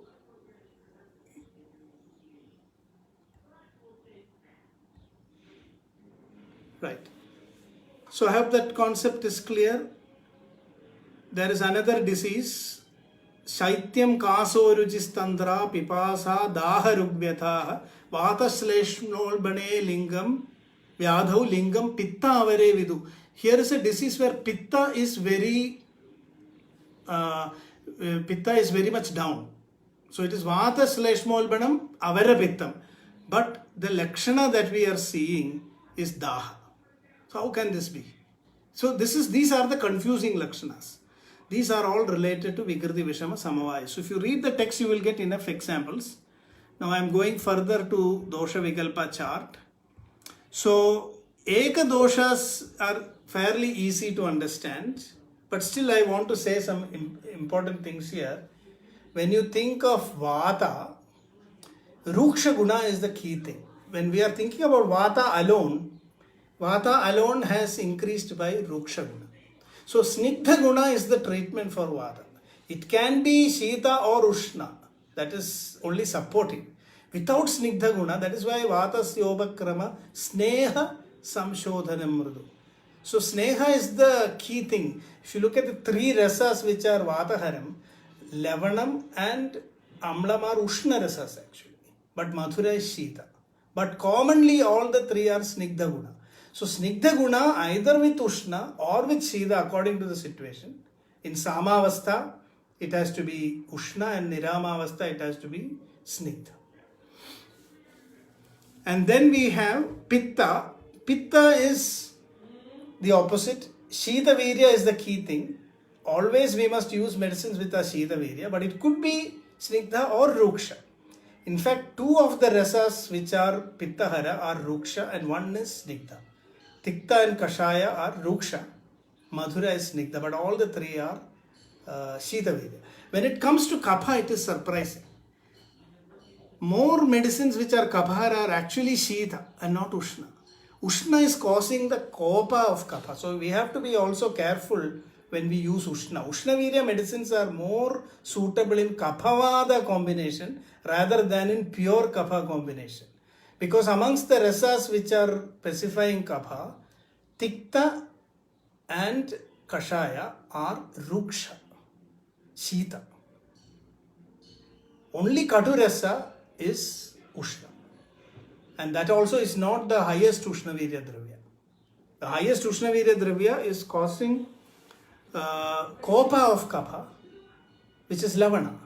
Because if Ushna Virya is associated with Snigdha Guna, then it will always cause Kapha Kopa only. This is very important to understand. We all wrongly think that for Kapha it is Ushna that is needed. See, the Ruksha Guna is the key thing for Kapha. So this, when we understand the Dosha Vikalpa, if we understand it in terms of the the Gunas, then choosing the medicine will be very easy. Based on the Gunas, we are choosing the very specific herb. Now it requires another discussion to show all this with examples. Today I am not venturing into that. It's possible that we can make very specific, accurate choice of formulations based on dosha vikalpa. And that is what will revolutionize Ayurveda.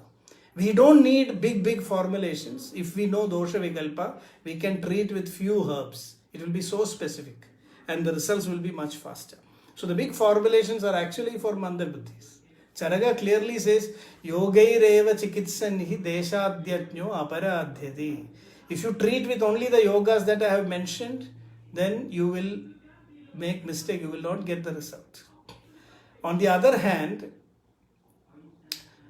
he says that swabuddhevam sahasrani kotirvapi vigalpayet bahudravya vigalpatvad yoga sankhyaana vidyade. So he is expecting every physician to make crores and thousands of formulations. And how can we make thousands of formulations? We cannot simply, combine this. It's based on dosha vikalpa. So that is why the next point I want to say is dual dosha vikalpa. Dual dosha vikalpa, where we are not giving care, is Vada Pitta is different from Pitta Vada. Vada Kapha is different from Kapha Vada. Pitta Kapha is different from Kapha Pitta. If we don't make this distinction, our treatments may be wrong. So I want to tell you clinically how we can quickly identify. Vata Pitta disease is like fire and air. So it will spread so fast, just like a forest fire. Visarpana Swabhava will be more. So Visarpa, these diseases where it quickly spreads all over the body, they are of a Vata Pitta nature. They are very aggressive, very invasive. Pitta Vada is the opposite. In Pitta Vada, the Pitta is focused in one point. It is like a laser beam, So that is an ulcer that is happening in your stomach is a Pitta Vada disease. Whereas Visarpa that is spreading all over the body is a Vata Pitta disease. So in Vata Pitta disease, the choice of medicine is different. In Pitta Vada, the choice is different. So this distinction of choosing the medicines will give a big difference in the outcome of the disease. Vata Kapha is different, Kapha Vada is different. If you are having sneezing, the Kapha is being thrown out of the body. If you are having coughing, where a lot of Kapha is thrown out, it is a Vata Kapha disease. Means Vata is pushing Kapha outside. Asthma, we have to consider Kapha Vada. Yatkinjit Kapha Vada Khanam, very clearly mentioned, not Vata Kapha. Because Kapha is blocking Vata. So in Vata Kapha condition, Kapha is blocking Vata. In Kapha Vada. In Vata Kapha, Vata is pushing Kapha outside. So in Vata Kapha, we have to first control Vata and then only stabilize Kapha. In a Kapha Vada condition, we have to first remove the block of Kapha and then pacify Vata. If you do the opposite, in a Vata Kapha condition, if you give Kapha treatment, because of Ushna Ruksha Guna again going, Vata will undergo Chaya and Kopa. So this is, now we can go further and further into these specifications. This is what is there in Dosha Sthana. They are only telling you the different context of Dosha Vikalpa, not explaining directly, but telling, generally telling it. But if you do the Vikalpana of the medicines mentioned, you will know that it is specific to a Dosha Vikalpa. The Kapha Pitta and Pitta Kapha are also different. In Kapha Pitta, it is like water is trying to put out the fire. In Pitta Kapha, it is like heat is trying to evaporate the water. So you will have heat and burns like steam in a Pitta Kapha condition. Whereas in Kapha Pitta condition, it will be kleda and slow damage to the tissues. Like in Prameha, what we get is more of a Kapha Pitta condition. In Kushta, in many Kushtas we have that situation where slowly the body will be disintegrating. But in a Pitta Kapha condition, it will be more acute and more strong, like steam heating in the system, it will come. So this distinction actually brings a big change in the choice of medications. Aragvadhadi Saksha Udra Kapha Pitta Jwaram Jayet. Aragvadhadi is specific for Kapha Pitta condition. Tiktagam Kashayam is for Pitta Kapha. So this is the big difference. If we know the clear dosha vikalpa, in many skin diseases I have found that if you give Aragvadhadi, it's good, but it is creating problem. I have seen patients getting aggravated with Aragodadi, not understanding why after doing a lot of Vikalpana you find, oh, this is actually Pitta Gabha disease. So Aragodadi is more specific for Kapha Pitta. So when you change to Tiktagam Kashayam, which is more Pitta Gabhara, then the response is very good.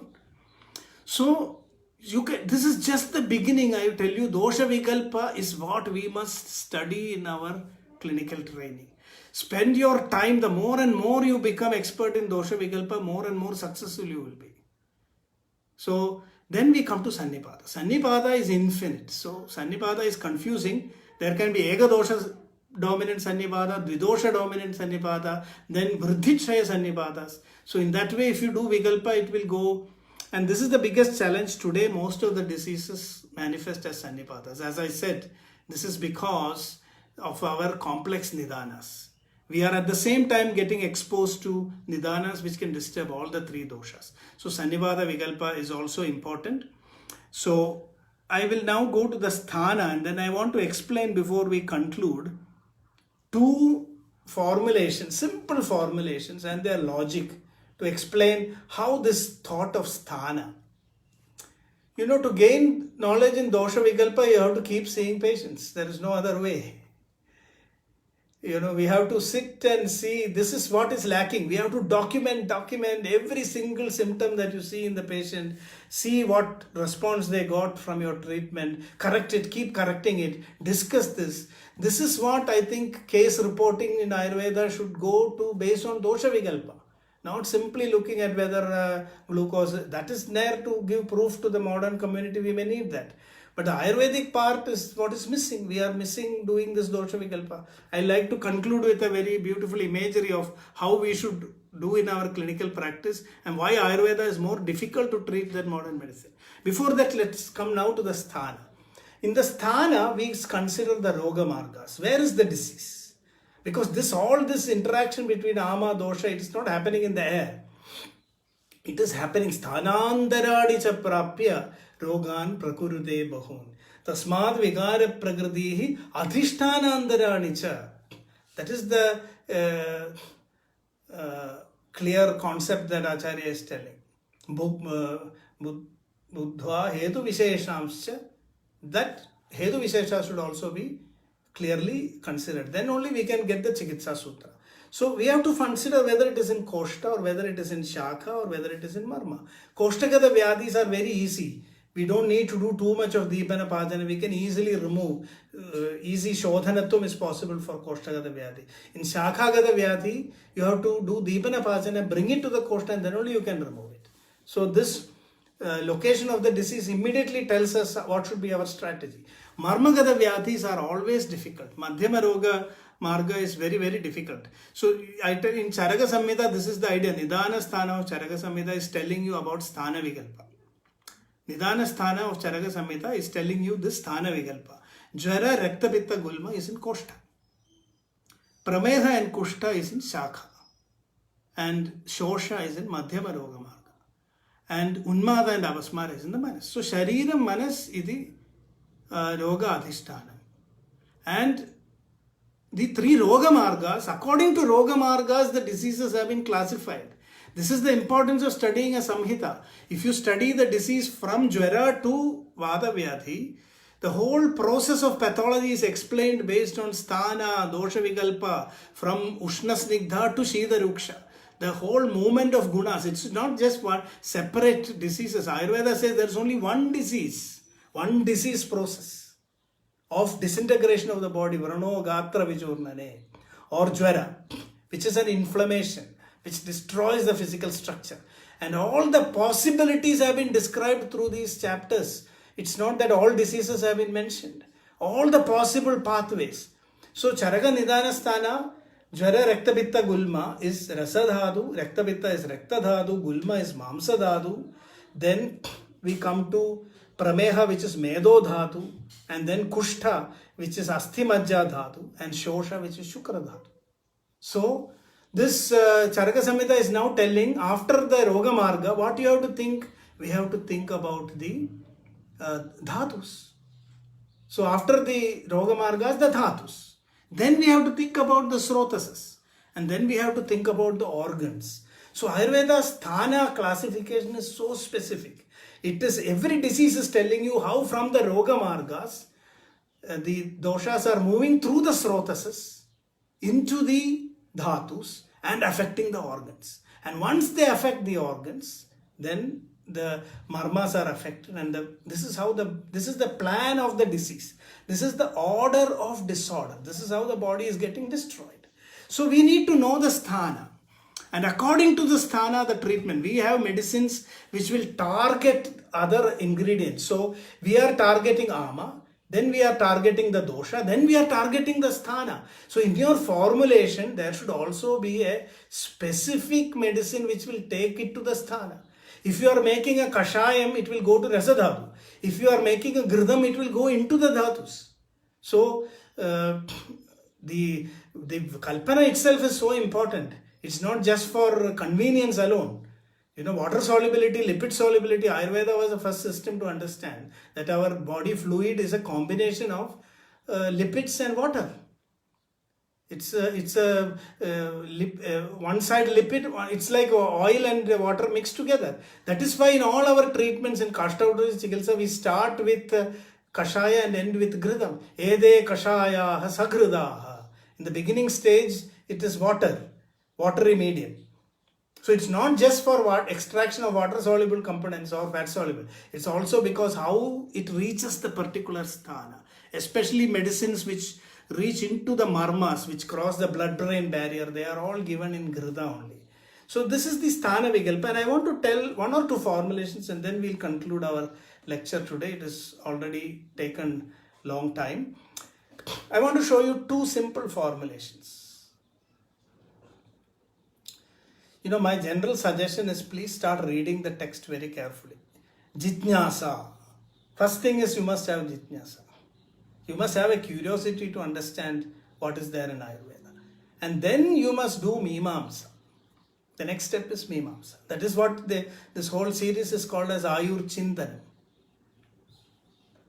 And then we will be able to slowly, it's only by Abhyasat Prapyade Drishti Karma Siddhi Pragashini.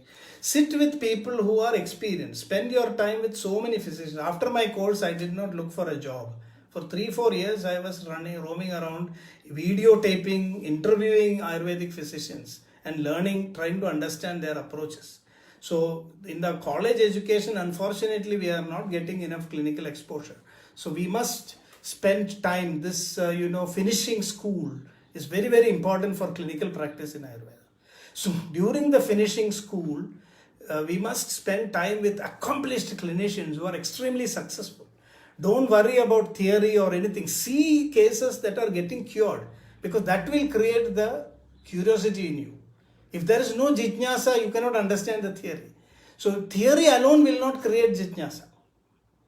First you must see the results. How can you see the results? By being with doctors who are producing results. That will silence your mind and you will become ready to understand, because otherwise you are questioning, always questioning. It is really working, this theory is beautiful, but it will work. So in olden days, acharyas used to make the students stay for 6 months. No questions, nothing, just see what is happening. And when they see, oh, this case is getting cured, that case is getting cured, then the student will naturally come and ask, can I also do like this? Then they become prepared in their mind. So that kind of a finishing school, I think, is what is actually needed in Ayurveda. If we do that, even if syllabus, all that we are going on blaming CCIM, forget that. Let us create 1 or 2 years a good residentship program, which is like a finishing school. Then the whole situation will change. I think we will have more good clinicians. Now the last point I want to give is an example of how a formulation can be made specific to a sthana. I don't know how many of you have heard of this Amrudottaram Kashayam. I am choosing a very simple formulation with just 3 ingredients. Amrudottaram Kashayam has 3 ingredients: Shunthi, Haridaki and Guduchi. Now this is mentioned in many fevers, especially with ama dominance. Many fevers it is mentioned. And it is very widely used in Kerala. And there is a very similar Kashayam called Vyaghrayadi Kashayam. Vyaghrayadi Kashayam and Amrudottaram Kashayam, there are differences in the proportion of the herbs. Another thing is in the one ingredient is different. Only one ingredient. I want to show this because this is the logic we must learn. How we can modify existing formulations. In Ayurveda, many formulations are like templates. We build up on that. So, Shatpalam Gridam is mentioned in Rajakshma. Shatpalam Gridam is actually you are fortifying it, you are expanding it, and it became Indugandham Gridam. So, how many of us know that Indugandham Gridam is based, actually the base formulation is Shatpalam. Dhanvantaram Thailam is actually based on Ksheerabala. It is an enhancement or addition of Ksheerabala. So there are some base formulations like Dashamulam, Trikadu, and many simple formulations which if we study very clearly, then you can give some value addition and use them in so many conditions. Now Vyagradi Kashayam, only one ingredient is changing. Instead of Haridagi, we are putting Vyagri. And this makes the indication totally different. Haridagi is general amaharam, pachana of ama in the whole body. Kritva pagam malanam yad bhitva bandham atho nayet. Tachanulomanam nayam yatha prokta haridagi. But this is very good when the dosha focus is generalized. Once when I was a student, when I was, looking at a patient, just finished my course and I decided to give Amritottaram Kashayam, and my teacher came and told me, I asked, sir, is Amritottaram okay? He said it is okay, but he asked me what are the Lakshanas. So then it was mostly Shwasa and Kasa. So Shwasa Kasa Lakshanas were there. And then he said you need to just change one ingredient in this formulation. If you can use Vyagradi Kashayam, Pippali Churna Samyuta, Vyagri Shunti Amrita Kwata, Pippali Churna Samyuta, Vadashleshma, Jwarashwasa, Kasa, Pina Sashulajit. Now the whole targeting of the sthana changes. Shunti and Shunti and Guduji are same in both formulations. But one has Haridaki and the other has, Kantakari. Now Kantakari brings the whole focus of that formulation onto the uras or the chest. So this is the subtle ways in which we can go deep into formulations, and I feel that the most complex formulation in Ayurveda will be the simplest. The more you think about it, the more simple it becomes. So now let me give you a slide with which I am going to conclude today's discussion. This is the method of an Ayurvedic physician. So here you can see, can you see the image?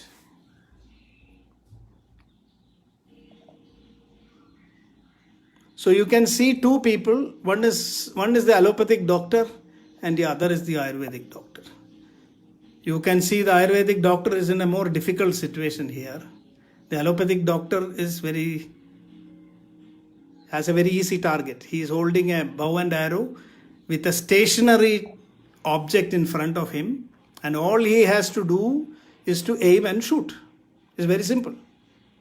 But the poor Ayurvedic doctor is in a big trouble. It's unfair because the allopathic doctor has been given a very easy target. Aim and shoot, very straight. The target is also not moving. The Ayurvedic physician has been given a very difficult thing. He has to look at the moving wheel. A fish is moving in a wheel, it is rotating continuously, and he has to hit the eye of the fish, and he is not allowed to look at the fish. He has to look at the reflection of the fish in a bowl of water, and that moving fish he has to hit, at the exact moment. This is the challenge of an Ayurvedic physician, because this is the different way in which we see the body. For Ayurveda, the body is like a moving wheel. The movement of the doshas is continuously changing. Vayoho ratri bhuktanam vyadhyavastha visheshatnyaha. This is what Ayurveda says, vyadhyavastha visheshatnyaha. And you cannot see the disease directly. For modern medicine, they take an image, they see it. It's like the archer seeing the target in front of them. In Ayurveda, all we see dosha lakshanas. And dosha lakshanas is also confusing because prakriti sama, vikriti vishama. So that is why an Ayurvedic physician needs more training, More intelligent people should come to study Ayurveda, not less intelligent. If only more intelligent people come, we will be able to do the Sukshma Dosha Vikalpa. And if we move in this direction, I can tell you, this is all that we need to do to change the clinical scenario in the field of Ayurveda. If we do this, we will create a new breed of Ayurvedic physicians who will be able to bring amazing clinical success. As long as we don't do this, this is what I am humbly proposing. It is not a new system. I am just giving a name to the methodology followed by our acharyas. Assessment of Hama, Dosha and Sthana. If you want, we can call it in today's age as ADS system of clinical diagnosis. An ADS system of clinical diagnosis makes you focus on the critical elements that are needed to understand disease and come to a very specific, formulation. So I hope this has only been an introduction. I know the limitations. I would have loved to give more clinical examples, but it would have made the session more elaborate and we couldn't give an overview. So today I have just given an introduction to the Ama, Dosha, Sthana system of analysis, which is the strength of Ayurveda today. And I also showed you how COVID is also not a totally unknown disease for us. And so with this, I would like to conclude. And I am requesting to the organizers to send me all the questions. I think it will be present in the comments section. And I will take all of those comments and I will respond. So thank you very much. It was a great pleasure and honor to participate in today's session. And I would like to thank Jitnyasa, the organizers, for creating this opportunity, and all the participants for a patient hearing. And I regret the limitation that we are not able to make this very interactive, but I hope this was helpful. So thank you very much and namaste.